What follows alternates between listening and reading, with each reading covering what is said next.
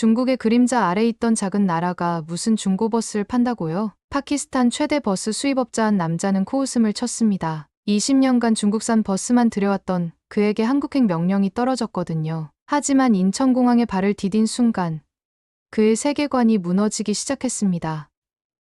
이게 정말 가능한 일인가? 이거 하나로 모든 화물을 추적하는 시스템. 2분 간격으로 정확하게 맞아떨어지는 상황들. 10년 된 중고차도 신차처럼 관리되는 한국의 이곳까지. 그런데 정말 충격적인 건 따로 있었습니다. 카슈미르 국경 충돌이 일어났을 때 인도군과 파키스탄군에 엄청난 일이 일어났다고 하는데요. 한국 버스가 이곳에서 어떻게 사용되었는지 지금 바로 사연 시작하겠습니다. 시작 전 이 사연에 대해서 다양한 의견을 댓글로 바로 달아주시고 구독과 좋아요 버튼을 한 번씩 눌러주시면 무료로 재밌고 감동적인 이야기를 만나보실 수 있습니다. 안녕하세요. 저는 마우툼 칸입니다. 파키스탄 최대 중고버스 수입업체의 대표죠. 20년 넘게 중국에서 버스를 들여와 자국 내 교통망을 책임져 왔습니다. 저희 회사 창고에 늘어선 중국산 버스들은 제 자부심이었어요. 매년 늘어나는 수입량 그래프는 제 인생의 성공 지표나 다름없었죠. 그날도 평소와 다름없는 아침이었습니다. 이슬람아바드 정부청사 물류부 회의실에 들어서자마자 익숙한 냉기가 느껴졌어요. 형광등 불빛이 책상 위 서류들을 차갑게 비추고 있었죠. 제 상관인 파이잘 국장은 탁자 맨 끝에 앉아 무언가를 살피고 있었습니다. 칸, 앉게. 파이잘의 목소리에는 평소와 다른 무언가가 있었어요. 심상치 않은 기운이 느껴졌죠. 자리에 앉자마자 그가 던진 한마디의 한숨부터 나왔습니다. 이번 달에는 한국에 가서 중고버스를 보고 오게. 순간 저는 한국이라는 말에 표정 관리가 안 되었어요. 그래서 잘못 들은 건가 싶어 다시 물었습니다. 죄송하지만 한국이요? 파이잘은 고개를 끄덕였죠. 그래. 중고버스 말일세. 다음 주에 출발하면 될 거야. 제 얼굴은 갑자기 빨개지며 피가 거꾸로 솟는 느낌이었죠. 20년간 쌓아온 중국과의 관계, 안정적인 공급망, 수천 대의 중국 버스 실적이 머릿속을 스쳐 지나갔어요. 그리고 10년 전 단 한 번 들여왔던 현대차 H310 모델이 떠올랐죠. 그때 얼마나 고생했는지. 부품 조달은 불가능에 가까웠고 현지 정비사들은 엔진 시스템을 이해하지 못했습니다. 국장님, 우리는 중국과 경제적 혈맹 아닙니까? 1대1로 프로젝트도 있고. 그런데 왜 갑자기 한국입니까? 제 목소리가 살짝 떨리는 걸 느꼈습니다. 파이잘은 서류 한 장을 제게 밀어줬어요. 이건 인도와 우리의 최근 군수 물자 비교 자료네. 눈여겨보게. 서류를 훑어보니 인도군이 사용 중인 현대 중고버스가 눈에 띄었습니다. 그들의 군수 물자 이동 효율이 우리보다 30% 높다는 분석이었죠. 하지만 이건 군수 문제지. 민간 버스와는. 파이잘이 손을 들어 제 말을 끊었어요. 마우툼, 자네가 들여오는 버스는 결국 우리 국민의 발이 되고 비상시행 군용으로도 전환된다네. 한번 직접 가서 보고 오게. 그게 내 명령일세. 회의실을 나오는 제 발걸음은 무거웠습니다. 복도 창문으로 비친 제 얼굴은 분노와 당혹감으로 일그러져 있었어요. 사무실로 돌아와 책상 앞에 털썩 주저앉았죠. 한국이라니, 중국의 기술만 복사하는 그 작은 나라에 무슨 의미가 있다고. 벽에 걸린 액자 속 제가 중국 상하이에서 첫 버스 계약을 맺었을 때의 사진이 눈에 들어왔습니다. 그때의 자부심과 성취감이 다시 한번 가슴을 채웠어요. 제 부하 직원 자바드가 차를 내려놓으며 물었죠. 무슨 일 있으십니까? 사장님, 깊은 한숨을 내쉬며 대답했습니다. 자바드, 한국행 비행기 표를 예약해. 다음 주에 우리가 서울에 가야 한다. 자바드의 눈이 커졌어요. 한국이요? 하지만 우리는 항상 중국. 나도 알아. 하지만 이건 파이잘 국장의 명령이야. 창밖으로 흐르는 이슬람아바드의 거리를 바라보았습니다. 형편없는 도로 위에서 흔들리며 달리는 중국산 버스들. 그 광경이 늘 익숙했는데 문득 불안감이 엄습했어요. 여태껏 제가 알고 있던 세계가 흔들리는 느낌이었죠. 한국이 중국보다 나을 리 없어. 가격만 비싸고 기술은 베낀 것뿐일 거야. 혼잣말처럼 중얼거렸지만 가슴 한구석에선 작은 호기심이 자라고 있었습니다. 그 나라에는 정말 무엇이 있을까? 인천공항에 도착한 순간 이미 저희 고정관념은 첫 번째 타격을 입었습니다. 활주로에 착륙할 때 창밖으로 본 풍경이 제 예상과 달랐죠. 중국에서 보던 먼지 자욱한 하늘과는 달리 맑은 하늘과 정돈된 도시가 눈에 들어왔어요. 비행기 문이 열리자 서늘한 공기가 제 얼굴을 스쳤습니다. 생각보다 깨끗하네요. 자바드가 중얼거렸습니다. 저도 동의했지만 겉으로는 내색하지 않았죠. 아직 본격적인 판단을 내리기엔 이르니까요. 입국장에서 작은 팻말을 들고 서 있는 여성이 보였습니다. 마우툼 칸님이라고 한글과 영어로 쓰여 있었죠. 안녕하세요. 칸씨. KOTRA 물류팀 박지영입니다. 박지영은 공손하게 인사했습니다. 영어에 약간의 억양이 있었지만 의사소통에는 전혀 문제가 없었어요. 그녀는 단정한 정장 차림에 작은 배지를 달고 있었습니다. 그 순간 제 가슴 속에 묘한 감정이 일었어요. 평소라면 중국인이었다면 더 친근하게 대했을 텐데라고 생각했겠지만 왠지 이 정갈한 느낌이 나쁘지 않았습니다. 오늘은 인천항과 송도 KOTRA를 방문하실 예정입니다. 먼저 아침 식사하시겠어요? 괜찮습니다. 시간이 없으니 바로 업무부터 시작하죠. 제 목소리에 냉기가 흘렀습니다. 처음부터 친해질 생각은 없었어요. 그저 빨리 이 일을 끝내고 돌아가고 싶었죠. 첫 목적지는 인천항이었습니다. 차 안에서 박지영은 한국의 무역 현황에 대해 설명했어요. 제 귀는 반만 열고 있었습니다. 그러다 차가 항구 입구에 들어서는 순간 저도 모르게 몸이 앞으로 기울었어요. 이게 다 자동화 시스템인가요? 넓은 항만 전체가 마치 하나의 생명체처럼 움직이고 있었습니다. 거대한 크레인들이 컨테이너를 정확히 집어 올려 트럭에 싣고 그 트럭들은 마치 개미처럼 질서정연하게 움직였어요. 항저우항에서도 본 적 없는 광경이었습니다. 네. 우리 인천항은 대부분 자동화되어 있어요. 이쪽으로 오시면 관제 센터를 보여드리겠습니다. 관제 센터는 제 상상을 넘어섰습니다. 벽면 가득한 모니터에는 실시간으로 모든 화물의 위치가 표시되고 있었어요. 한 직원이 제게 태블릿을 건넸습니다. 이 QR코드를 스캔해보세요. 스캔하자 화면에 한 컨테이너의 모든 정보가 뜨더군요. 위치, 내용물, 도착 예정 시간, 심지어 온도까지. 이건 말문이 막혔습니다. 제 손이 살짝 떨렸어요. 그동안 파키스탄에서 제가 다루던 시스템은 무엇이었나 싶었죠. 그저 종이 서류에 의존하고 화물이 어디 있는지 확인하려면 창고마다 직접 뛰어다녀야 했습니다. 우리는 IoT 기반 화물 추적 시스템을 사용합니다. 24시간 실시간으로 모든 화물을 추적할 수 있죠. 박지영의 말이 마치 미래에서 온 사람의 이야기처럼 들렸습니다. 제 가슴 속에 묘한 감정이 일었어요. 부러움? 아니면 열등감? 아니면 분노? 그때 주머니 속 제 낡은 수첩이 만져졌습니다. 수입한 버스들의 위치를 수기로 적어놓은 그 수첩이. 다음으로 송도 KOTRA 사무실로 이동했습니다. 차창 밖으로 보이는 도시 풍경이 새삼 다르게 느껴졌어요. 깨끗한 도로, 질서 있게 줄지어 선 차량들, 신호등이 바뀌면 모든 차가 일제히 부드럽게 움직였죠. 파키스탄에서는 상상도 할 수 없는 광경이었습니다. 저기, 질문이 있는데요. 목이 메었습니다. 자존심이 허락하지 않았지만 궁금증이 더 컸어요. 어떻게 이런 시스템을 만들 수 있었죠? 한국은 그저 중국의 기술을 배우는 나라라고 알고 있었는데 박지영은 미소 지었습니다. 그 미소에 조롱이 아닌 자부심이 묻어났어요. 그건 우리가 송도에 도착하면 차근차근 설명해 드릴게요. 한국의 교통 시스템에 대해 보여드릴 것이 많답니다. 창밖을 바라보며 생각했습니다. 내가 알던 세계가 뒤집어지고 있구나. 평생 믿어온 것들이 하나씩 무너지는 느낌이었죠. 처음으로 이 출장이 의미 있을지도 모른다는 생각이 들었습니다. 송도에서의 업무를 마치고 우리는 서울로 향했습니다. 박지영이 제안한 대로 대중교통을 이용하기로 했죠. 처음엔 거절하려 했지만 한국의 교통 시스템을 직접 체험해보자는 생각이 들었습니다. 지하철역으로 향하는 길, 제 마음은 이상하게 들떠 있었어요. 지하철로 서울까지 얼마나 걸리나요? 약 1시간 정도요. 불편하시면 택시로 가도. 아뇨, 괜찮습니다. 말을 끊었지만 목소리에서 짜증은 사라져 있었죠.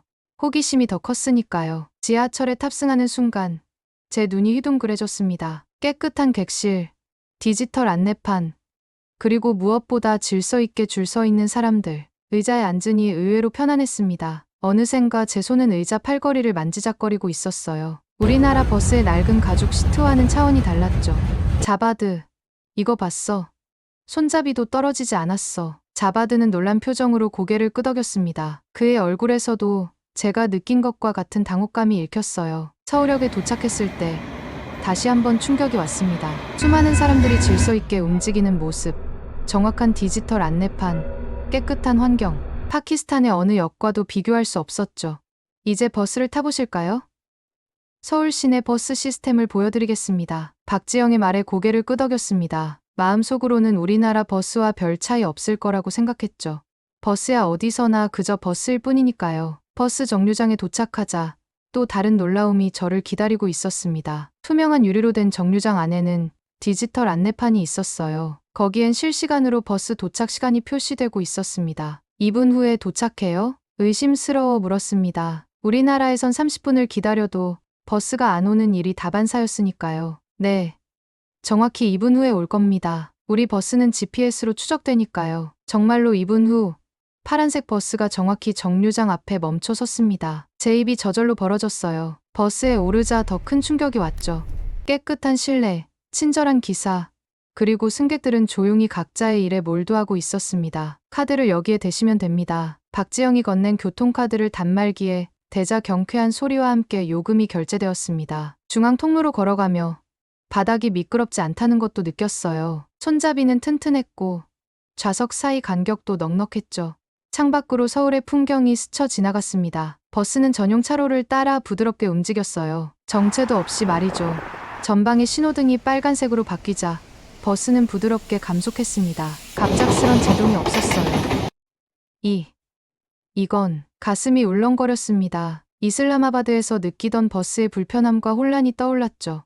승객들이 서로 밀치고 기사는 화를 내고 버스는 갑자기 출발해 사람들이 넘어지고 그런 일상이 갑자기 너무 멀게 느껴졌어요. 강남역에서 내려서 교통정보센터로 가볼까요? 박지영의 목소리가 들렸습니다. 고개를 끄덕였지만 마음은 이미 다른 곳에 가 있었어요. 주머니 속에서 손이 떨리는 것을 느꼈습니다. 제가 평생 해온 일, 파키스탄에 들여온 그 수백 대의 버스들이 전부 잘못된 것은 아니었을까. 처음으로 의심이 들었죠. 강남역에 내리자 또 다른 놀라움이 기다리고 있었습니다. 버스에서 지하철로 환승하는 시스템이 완벽하게 연결되어 있었어요. 안내판은 어디서나 쉽게 볼 수 있었고 심지어 휠체어를 탄 사람도 불편 없이 이동하고 있었습니다. 교통이 이렇게 편할 수도 있군요. 목이 메어 간신히 말했습니다. 자바드의 얼굴에도 감탄의 표정이 역력했어요. 그는 핸드폰으로 계속 사진을 찍고 있었죠. 서울교통정보센터에 도착했을 때 제 마음은 이미 무너지고 있었습니다. 거대한 모니터들이 서울 전체의 교통 상황을 실시간으로 보여주고 있었어요. 버스 한 대, 지하철 한 칸까지 모두 추적 가능했죠. 우리는 왜 이렇게 못했을까요? 누구에게 묻는 말이 아니었습니다. 그저 제 가슴에서 터져나온 질문이었어요. 제 눈에서 뜨거운 것이 흘러내릴 뻔했지만 재빨리 눈을 깜빡였습니다. 창피한 일이죠. 하지만 그 순간 무언가가 제 안에서 깨지는 소리가 들렸어요. 오만함이었을까요? 아니면 무지였을까요? 교통정보센터를 나와 우리는 현대글로비스 중고차 센터로 향했습니다. 차 안에서 제 손은 주머니 속 낡은 수첩을 만지작거리고 있었어요. 그 순간 자바드가 말을 걸었죠. 사장님, 우리가 잘못된 버스를 수입했던 걸까요? 그의 솔직한 질문에 가슴이 쿵 내려앉았습니다. 평소라면 호통을 쳤을 텐데 이상하게 입이 떨어지지 않았어요. 대신 창밖으로 흐르는 서울의 풍경만 바라보았죠. 화성시에 위치한 현대글로비스 중고차 센터에 도착했습니다. 넓은 부지에 정돈된 중고차들이 줄지어 서 있었어요. 멀리서 보기에도 반짝거리는 차체가 인상적이었습니다. 여기서는 중고차도 이렇게 관리하나요? 목소리에서 의심이 묻어났어요. 우리나라에서 중고차란 그저 낡고 고장나기 일수인 물건에 불과했으니까요. 네. 한국에서 중고차는 단순한 중고품이 아닙니다. 이력 관리가 철저히 이루어지죠.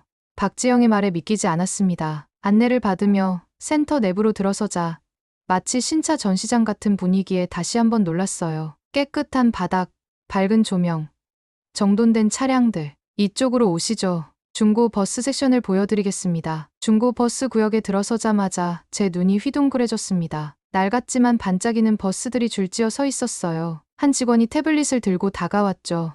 이 버스의 이력을 보여드리겠습니다. 화면을 보니 차량식 별번호 VIN부터 모든 정비 기록, 주행거리, 심지어 사고 내역까지 모두 기록되어 있었습니다. 탭을 누르자 엔진 오일 교체 날짜, 브레이크 패드 상태까지 상세히 나왔어요. 이게 전부 공개되는 건가요? 목이 메어 겨우 질문했습니다. 손끝이 떨려왔어요. 네. 한국항공우주산업S라는 시스템을 통해 모든 차량의 이력이 관리됩니다. 구매자는 이 모든 정보를 볼 수 있어요. 제 뒤통수를 강하게 내리치는 느낌이었습니다. 우리가 파키스탄에서 판매하던 방식이 떠올랐어요. 오도미터 조작은 기본이고 사고 이력은 철저히 감추고 페인트 칠만 새로 해서 판매하던 그 방식. 만져보셔도 됩니다. 직원의 말에 버스 문을 열었습니다. 내부는 놀랍도록 깨끗했어요. 운전석에 앉아 핸들이 손에 감기는 느낌이 달랐습니다. 마모된 부분 없이 편안했죠. 그때 눈에 들어온 작은 스티커. 최종 점검일 2023년 4월 12일. 이건 점검 날짜인가요? 네. 모든 부품이 마지막으로 점검된 날짜입니다. 구매자가 안심하고 차량을 구입할 수 있도록요. 가슴이 아팠습니다. 제가 판매해온 버스들은 어땠나요? 점검이라곤 이름뿐. 겉모양만 그럴듯하게 꾸민 채 팔았죠. 그 버스들을 타고 다니는 우리 국민들은 얼마나 위험했을까. 서초 버스 정비소로 이동하는 동안 말이 없었습니다. 머릿속은 복잡했어요. 자존심은 상했지만 동시에 배우고 싶다는 생각이 들었죠. 정비소에 도착하자 파란 작업복을 입은 기술자들이 체계적으로 일하고 있었습니다. 한 기술자가 버스 하부를 점검하며 작은 메모를 하고 있었어요. 여기서는 모든 정비 내역이 기록됩니다. 고객이 원하면 언제든지 열람할 수 있죠. 박지영의 설명을 들으며 정비소를 둘러보았습니다. 청결한 작업장, 정리된 공구들, 디지털 진단 장비. 우리 정비소의 어수선함과는 비교도 안 되었죠. 이 버스는 10년이나 된 중고 차량인데도 아직도 정비가 가능한가요? 물론이죠.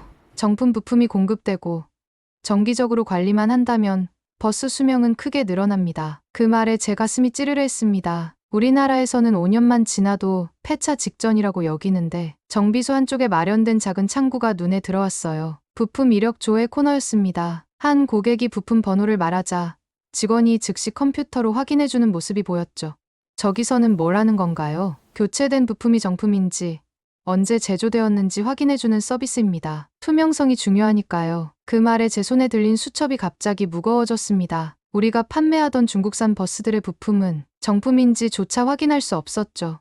어떤 부품은 출처도 알 수 없는 것들이었습니다. 정직은 시스템에서 나오는 거였군요. 제 입에서 절로 나온 말이었습니다. 눈시울이 뜨거워지는 걸 느꼈어요. 자바드가 제 어깨를 가만히 두드렸죠. 사장님, 괜찮으세요? 고개를 끄덕이며 손등으로 눈가를 훔쳤습니다. 박지영은 눈치 좋게 다른 곳을 바라보며 시간을 주었어요. 그날 밤 호텔 방에 누워 천장을 바라보았습니다. 주머니에서 꺼낸 수첩을 펼쳐보니 내가 수입한 버스들의 기록이 날짜별로 적혀 있었어요. 그런데 그 어디에도 정비 내역, 부품 교체, 안전 점검 같은 내용은 없었습니다. 오직 수량과 가격뿐이었죠. 그제야 깨달았습니다. 버스는 단순한 교통수단이 아니었어요. 그것은 한 사회의 문화였고 사람에 대한 존중이었습니다. 수첩을 덮으며 마음속으로 다짐했어요. 내일은 더 많은 것을 배워야겠다고. 파키스탄으로 돌아가는 비행기 안. 제 가슴은 무거웠습니다. 창밖으로 펼쳐진 구름 바다를 바라보며 복잡한 감정이 밀려왔죠. 한국에서 보고 느낀 모든 것들이 머릿속을 헤집고 다녔습니다. 자바드는 옆자리에서 한국에서 찍은 사진들을 정리하고 있었어요. 그의 눈빛에서 저와 같은 고민이 읽혔습니다. 사장님, 이 보고서를 어떻게 작성해야 할까요? 솔직하게 써도 될까요? 목소리를 낮춰 물었죠. 저는 깊은 숨을 들이마셨습니다. 그 질문에 대한 답이 그리 간단하지 않았어요. 사실대로 써야겠지. 제 목소리가 떨렸습니다. 지금까지 우리가 해온 일들과 한국에서 본 것 사이의 간극이 너무 컸죠. 그 간극을 인정하는 것은 제 자존심을 무너뜨리는 일이었습니다. 이슬라마바드 공항에 도착하자마자 파이잘 국장의 연락을 받았어요. 내일 아침 8시 물류부 회의실에서 보고하라는 지시였습니다. 밤새 준비한 보고서를 들고 회의실에 들어서자 긴장감이 공기 중에 감돌았어요. 한국에서 무엇을 보고 왔나? 파이잘의 목소리는 차가웠습니다. 테이블 주변에는 정부 관계자들이 앉아 있었어요. 그 중에는 제가 평소 거래하던 중국 버스 회사의 대리인도 있었죠. 그의 눈빛이 날카롭게 저를 주시했습니다. 저는 목을 가다듬고 말했습니다. 한국의 버스 시스템은 우리가 생각했던 것보다 훨씬 발전되어 있었습니다. 그들의 중고버스도 품질 관리가 철저해서 10년이 넘은 차량도 안전하게 운행이 가능했죠. 슬라이드를 넘기며 자세히 설명했습니다. 한국의 교통 시스템, 중고차 관리 방식, 정비 체계까지. 제 말이 끝나자 방안은 침묵에 휩싸였어요. 그래서 당신은 지금 중국산 버스 대신 한국산을 들여오자고 제안하는 건가? 재무부 차관이 냉소적인 어조로 물었습니다. 가슴이 쿵 내려앉았어요. 제 제안은 품질과 안전을 우선시하는 시스템을 도입하자는 겁니다. 한국의 중고버스는 우리가 지금 수입하는 중국산 신차보다 품질이 좋을 수 있습니다. 그 말에 중국 대리인이 자리에서 벌떡 일어났어요. 이건 말도 안 됩니다. 우리 중국 차량이 한국산보다 열등하다고요. 그들은 우리 기술을 모방해서 만든 것뿐입니다. 그의 얼굴이 붉게 달아올랐죠. 저는 침착하게 숫자를 제시했습니다. 인도가 사용 중인 한국 중고버스의 고장률은 5% 미만입니다. 반면 우리가 수입한 중국산 버스의 고장률은 30%가 넘습니다. 데이터를 보여주자 회의실이 술렁였어요. 그때 박지영이 보내준 자료를 펼쳤습니다. 한국 측 제안은 10년 유지 보수를 포함해 중고버스를 공급하겠다는 것입니다. 현지 부품 공급망도 구축해준다고 했죠. 파이자리 자료를 자세히 살펴보았습니다. 그의 눈빛에서 흥미가 느껴졌어요. 그러나 재무부 차관이 차갑게 끼어들었죠. 가격이 중국산의 2배입니다. 우리나라 형편에 이런 버스를 살 여유가 있나요? 제 주먹이 저도 모르게 꽉 쥐어졌습니다. 총 소유 비용을 계산하면 장기적으로는 한국산이 더 경제적이라는 걸 알면서도 그들은 당장의 숫자만 보고 있었어요. 장기적인 관점에서 보면 충분합니다. 칸. 파이자리 제 발을 자르고 서류를 덮었습니다. 그의 표정에서 무언가를 읽을 수 없었어요. 우리는 중국과의 외교 관계를 고려해야 합니다. 1대1로 프로젝트, 경제 협력, 이 모든 것이 중요하죠. 그 순간 이해했습니다. 이건 단순한 버스 계약이 아니었어요. 정치적 결정이었죠. 제 보고서 위로 파이자리 붉은색 스탬프를 찍는 모습이 눈에 들어왔습니다. 보류. 그 단어가 제 가슴을 찔렀어요. 회의가 끝나고 복도로 나왔을 때 다리에 힘이 빠졌습니다. 벽에 기대어 서서 깊은 한숨을 내쉬었어요. 주머니 속 낡은 수첩이 만져졌습니다. 그 속에 적힌 숫자들. 제가 20년간 수입한 중국산 버스들. 그 버스들이 우리 국민들을 얼마나 위험에 빠뜨렸을지 생각하니 가슴이 아팠어요. 파이자리 조용히 다가와 제 어깨를 두드렸습니다. 좋은 보고서였네, 칸. 하지만 때로는 정치가 진실을 덮기도 하지. 그의 눈에서 체념이 보였습니다. 무력감이 저를 덮쳤어요. 이게 현실이구나. 아무리 좋은 시스템, 안전한 차량이 있어도 정치적 결정 앞에서는 무용지물이란 사실. 사무실로 돌아와 책상에 앉았습니다. 벽에 걸린 중국 버스 회사와의 첫 계약 사진이 눈에 들어왔어요. 한때는 자랑스러웠던 그 순간이 이제는 부끄럽게 느껴졌습니다. 자바드가 조심스레 다가왔어요. 사장님, 이제 어떻게 하실 건가요? 그의 목소리에 진심 어린 걱정이 담겨 있었습니다. 저는 창밖을 바라보았어요. 거리에서는 여전히 낡은 중국산 버스들이 검은 매연을 내뿜으며 달리고 있었습니다. 우리는 결국 스스로 선택하지 못하는 건가? 중얼거리는 제 목소리가 공허하게 울렸습니다. 그 순간 책상 위 전화기가 울렸어요. 이름이 보이지 않는 번호였습니다. 받아보니 놀랍게도 한국에서 온 전화였어요. 칸 씨, 박지영입니다. 어떻게 지내세요? 그녀의 밝은 목소리가 들렸습니다. 마음이 복잡했지만 예의상 대답했어요. 회의, 잘 안 됐습니다. 정치적인 이유로요. 그래서 전화드렸어요. 우리가 새로운 제안을 준비했습니다. 이메일 보내드릴게요. 전화를 끊고 이메일을 열어보니 새로운 제안이 담겨 있었어요. 한국 정부가 지원하는 시범사업, 소규모로 시작해 효과를 입증하는 방식이었습니다. 제 눈이 번쩍 뜨였어요. 희망이 다시 피어오르는 순간이었습니다. 박지영의 새로운 제안을 검토하던 중에 비상경보가 울렸습니다. 휴대폰에 긴급 메시지가 떴어요. 카슈미르 국경 충돌 발생. 모든 정부 계약자는 비상 소집 바람. 심장이 쿵 내려앉는 느낌이었죠. 자바드가 사무실로 뛰어들어왔습니다. 그의 얼굴은 창백했어요. 사장님, 인도와 국경 충돌이 일어났습니다. 우리 버스들이 군수 물자 수송에 동원된대요. 손이 떨려왔습니다. 책상 서랍에서 비상 연락망을 꺼내 군 물류부에 전화를 걸었어요. 하라만 대령이 급하게 받았죠. 칸, 당신의 버스들 지금 당장 카슈미르 기지로 보내야 합니다. 20대가 필요해요. 최신형으로요. 네. 대령님, 당장 조치하겠습니다. 전화를 끊고 자바드에게 지시했어요. 우리 창고에서 가장 상태가 좋은 중국산 버스 20대를 선별하라고 말이죠. 가슴이 답답했습니다. 한국에서 본 완벽한 버스 시스템과 우리가 가진 낡은 버스들 사이의 격차가 더욱 크게 느껴졌어요. 다음 날 아침, 카슈미르 국경 인근 군기지에 도착했습니다. 군인들이 분주하게 움직이고 있었어요. 우리 버스들이 줄지어 서 있었죠. 그런데 멀리서 이상한 소리가 들렸습니다. 저게 뭐지? 기지 한편에서 연기가 피어오르고 있었어요. 가까이 다가가 보니 우리가 납품한 K7 모델 버스 엔진에서 검은 연기가 치솟고 있었습니다. 정비병들이 황급히 엔진 뚜껑을 열고 있었어요. 도대체 어떻게 된 거죠? 정비 책임자인 아크람 상사에게 물었습니다. 그의 표정은 암울했어요. 엔진이 과열됐습니다. 이 고산지대에선 이런 문제가 자주 발생해요. 그리고 브레이크 시스템도 문제가 있어요. 가슴이 철렁 내려앉았습니다. 군인들의 생명을 실어 나를 버스들이 이런 상태라니. 옆에서 장교 한 명이 분노에 차 소리를 질렀어요. 이런 고물들로 어떻게 병력을 이동하라는 거야. 인도군은 이미 전선에 도착했다고. 그 말에 고개를 들어 멀리 국경 쪽을 바라보았습니다. 저 멀리 인도 측 도로에서는 버스들이 줄지어 움직이고 있었어요. 쌍안경으로 보니 모두 한국제 버스였습니다.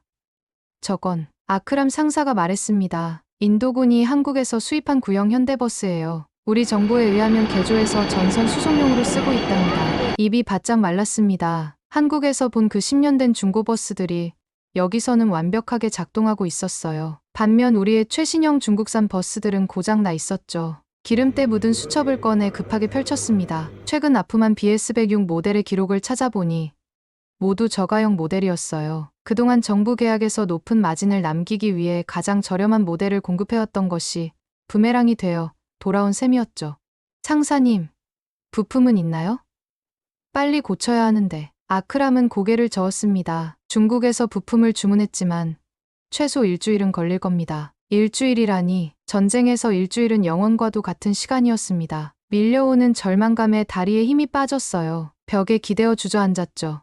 그때 하라만 대령이 다가왔습니다. 그의 눈빛은 차가웠어요. 칸, 당신이 공급한 버스들 때문에 우리 부대 이동이 지연되고 있어요. 설명해 보시오. 목구멍이 메웠습니다. 뭐라고 변명해야 할지. 그 순간 주머니에서 서울에서 찍은 사진 한 장이 눈에 들어왔어요. 한국 버스 정비소의 깔끔한 모습이 담긴 사진이었죠. 대령님, 제가 책임지겠습니다. 한국에서 본 시스템을 도입했더라면. 말을 끝맺지 못했습니다. 대령의 무전기에서 급한 소리가 들려왔어요. 적군이 북쪽 고개를 넘어왔다. 빨리 병력을 이동시켜라. 모두의 얼굴에서 핏기가 가셨습니다. 저 멀리 폭발음이 들려왔어요. 정비병들이 필사적으로 버스를 고치려 했지만 역부족이었죠.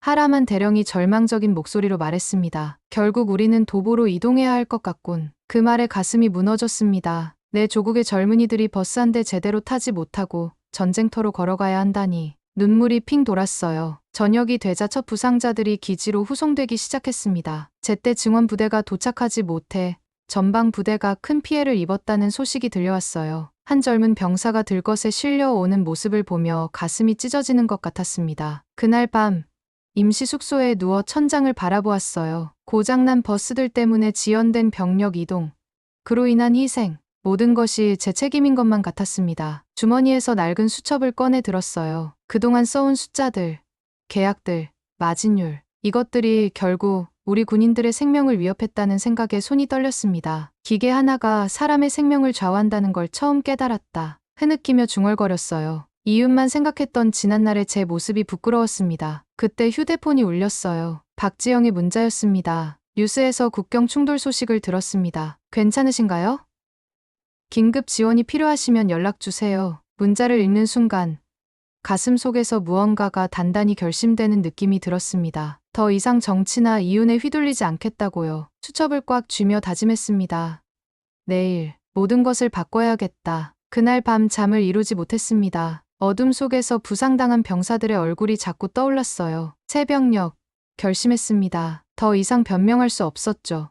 주머니에서 낡은 수첩을 꺼내 마지막 페이지를 펼쳤습니다. 떨리는 손으로 새로운 다짐을 적었어요. 기술은 사치가 아니라 생명이다. 아침 일찍 기지를 떠나 이슬라마바드로 향했습니다. 차 안에서 자바드에게 지시했어요. 한국 대사관으로 가자. 지금 당장. 자바드가 놀란 눈으로 물었습니다. 대사관이요? 무슨 일로요?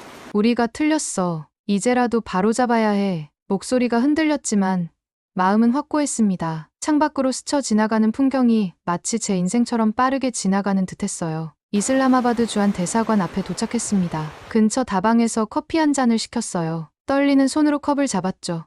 마지막으로 용기를 내기 위해서였습니다. 커피 향기가 코끝을 자극했어요. 한국에서 박지영이 사줬던 그 커피 맛이 생각났습니다. 사장님, 정말 이렇게 해도 될까요?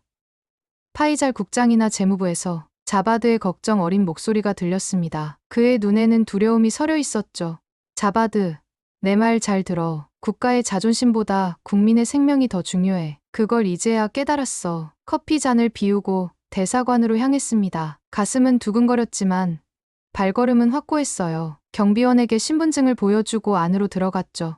접견실에서 기다리는 동안 벽에 걸린 한국 풍경 사진들이 눈에 들어왔습니다. 서울의 밤 풍경, 부산항의 컨테이너들, 깔끔한 교통 시스템. 이 모든 것이 이제는 낯설지 않았어요. 칸 씨, 어떤 용건이신가요? 한국 대사관 경제협력과 김민수 과장이 들어왔습니다. 그의 표정에서 의아함이 읽혔어요. 저는 깊은 숨을 들이마시고 말했습니다. 우리가 틀렸습니다. 이제라도 다시 시작하고 싶습니다. 떨리는 손으로 카슈미르 전선에서 찍은 사진들을 펼쳤어요. 고장난 중국산 버스들, 걸어서 전선으로 향하는 병사들의 모습이 담겨 있었죠. 이건 김민수의 눈이 커졌습니다. 저는 계속 말을 이었어요. 한국의 버스 시스템, 그 품질과 정비 체계를 우리나라에 도입하고 싶습니다. 개인적인 부탁이 아닙니다. 우리 국민의 안전, 우리 군인들의 생명이 걸린 일입니다. 목소리가 떨렸지만 확고했습니다. 김민수는 진지하게 고개를 끄덕였어요. 박지영 씨가 당신에 대해 말해주었습니다. 기다리고 있었어요. 놀랐습니다. 박지영이 이미 준비하고 있었다니. 김민수는 서류 한 묶음을 꺼냈어요. 이건 한국 정부의 긴급 지원 프로그램입니다. 재난 상황에서 활용할 수 있는 특별 프로그램이죠. 서류를 보니 한파키스탄 교통 시스템 협력 사업이라고 적혀 있었습니다. 10대의 중고 버스와 정비 인력을 파키스탄에 즉시 파견한다는 내용이었어요. 눈물이 핑 돌았죠. 이렇게 빠르게요? 위기 상황에서는 행정 절차를 간소화할 수 있습니다. 특히 인명이 걸린 일이라면요. 말끝을 흐렸지만 그 의미는 분명했습니다. 그들은 이미 모든 것을 알고 있었어요. 국경 충돌, 버스 문제, 그리고 우리 군인들의 위험까지. 서류에 서명하는 손이 떨렸습니다. 이것이 중국과의 외교 관계에 어떤 영향을 미칠지 알고 있었어요. 하지만 더 이상 물러설 수 없었죠. 48시간 내에 첫 버스가 도착할 겁니다. 정비팀도 함께요. 김민수의 말에 가슴이 벅차올랐습니다. 이게 가능한 일인가 싶었어요. 우리나라에서는 한 대의 버스를 수입하는데도 몇 달이 걸리는데 대사관을 나서는 순간 휴대폰이 울렸습니다. 화면을 보니 파이잘 국장이었어요. 가슴이 철렁 내려앉았지만 용기를 내어 전화를 받았습니다. 칸, 자네 지금 어디 있나? 대사관에 들렀다고? 그의 목소리는 차가웠습니다. 들켰구나 싶었어요. 국장님, 제가 설명해 드리겠습니다. 이건, 아니, 설명할 필요 없네. 하라만 대령이 모든 걸 말해줬어. 자네, 잘했어. 귀를 의심했습니다. 파이잘의 목소리가 갑자기 부드러워졌어요. 사실 정부 내에서도 의견이 갈렸네. 중국의 압력 때문에 선뜻 결정하지 못했지만 전선의 현실이 모든 것을 바꿨어. 안도의 한숨이 나왔습니다. 하늘을 올려다보니 구름 사이로 햇살이 비치고 있었어요. 마치 새로운 시작을 알리는 것 같았죠. 차로 돌아와 자바드에게 말했습니다. 이제 진짜 일이 시작이야. 카슈미르로 돌아가자. 운전하는 내내 가슴이 뛰었습니다. 사흘 전만 해도 상상도 못했던 일들이 벌어지고 있었어요. 창밖으로 파키스탄의 풍경이 스쳐 지나갔습니다. 언젠가 이 도로 위에도 안전한 버스들이 달리게 될 거라는 희망이 생겼어요. 카슈미르 기지에 도착하자 놀라운 광경이 펼쳐졌습니다. 활주로에 한국 군용 수송기가 착륙하고 있었어요. 불과 36시간 만에 약속이 현실이 된 것이었죠. 수송기에서 내려온 것은 반짝이는 파란색 버스들과 작업복을 입은 정비팀이었습니다. 그들의 얼굴에서 피로가 보였지만 결연한 의지도 함께 읽을 수 있었어요. 하라만 대령이 감격에 찬 표정으로 다가왔습니다. 칸, 자네가 이런 일을. 정말 고맙네. 말을 잇지 못하고 어깨를 두드리는 그의 손길에서 진심이 느껴졌습니다. 저는 주머니에서 낡은 수첩을 꺼내 보였어요. 이제부터 제 장부엔 수량과 가격만이 아니라 품질과 생명의 가치도 기록하겠습니다. 그 말에 하라만의 눈시울이 붉어졌습니다. 멀리서 엔진 소리가 들렸어요. 한국에서 온 버스들이 시동을 걸고 있었습니다. 그 소리가 이전과는 달리 희망처럼 들렸어요. 며칠이 지났습니다. 카슈미르 국경 충돌은 가까스로 진정되었지만 그보다 더 중요한 변화가 일어나고 있었어요. 오늘은 한파키스탄 교통협력 사업 공식 체결식이 있는 날이었습니다. 서울행 비행기를 타기 전 거울 속 제 모습을 바라보았어요. 며칠 전과 다른 눈빛이 보였습니다. 더 이상 돈에만 집착하던 수입상이 아니었죠.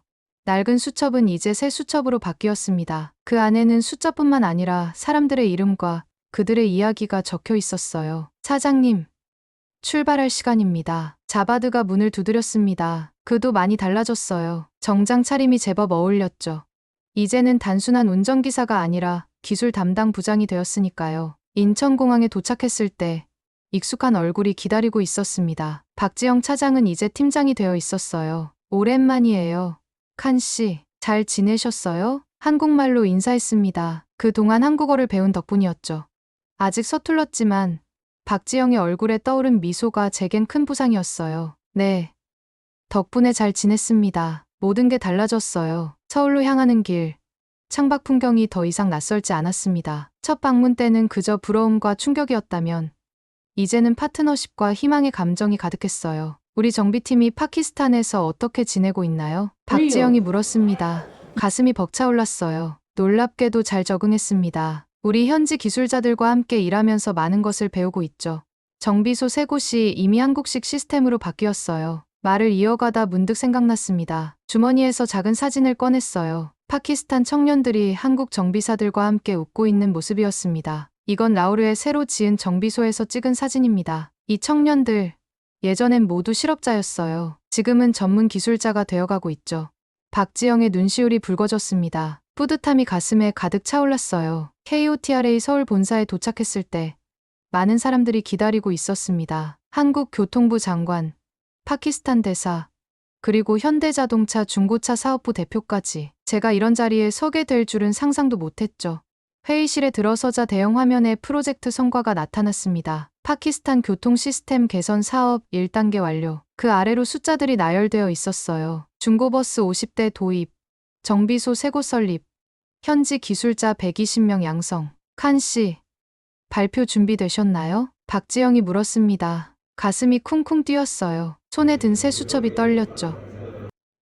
네, 조금 긴장됩니다. 걱정 마세요. 그냥 진심을 말하면 돼요. 자리에 앉은 사람들 앞에 섰을 때 다리가 후들거렸습니다. 하지만 곧 마음을 다잡았어요. 이건 제가 말해야 할 이야기였으니까요. 저는 한국을 오만과 편견으로 바라보았습니다. 버스는 그저 돈을 벌기 위한 수단이었죠. 제 이야기가 끝나고 박수가 터져 나왔습니다. 얼굴이 달아올랐어요. 한국 교통부 장관이 다가와 악수를 청했죠. 칸 씨, 당신 같은 분이 계셔서 이 프로젝트가 성공할 수 있었습니다. 다음 단계는 더 큰 규모로 진행될 겁니다. 그의 눈에서 진심이 느껴졌습니다. 이것이 진정한 국제협력이구나 싶었어요. 회의가 끝나고 작은 리셉션이 열렸습니다. 사람들이 담소를 나누는 가운데 창가에 서서 서울의 풍경을 바라보았어요. 스카이라인 너머로 해가 지고 있었죠. 생각에 잠기셨네요. 박지영이 다가왔습니다. 손에는 2잔의 차를 들고 있었어요. 한 잔을 건네받으며 미소 지었습니다. 제 인생이 이렇게 바뀔 줄 몰랐어요. 칸 씨가 용기를 내지 않았다면 불가능했을 거예요. 따뜻한 차가 제 몸을 데웠습니다. 문득 파키스탄에서의 첫 회의가 떠올랐어요. 그때 그 분노와 저항감이 지금은 감사함으로 바뀌어 있었죠. 다음 날, 우리는 현대글로비스 중고차 센터를 다시 방문했습니다. 이번에는 단순한 견학이 아니라 구체적인 계약을 위해서였어요. 파키스탄형 한국 버스를 직접 시승하기 위한 자리였습니다. 센터에 도착하자 눈부신 파란색 버스가 기다리고 있었어요.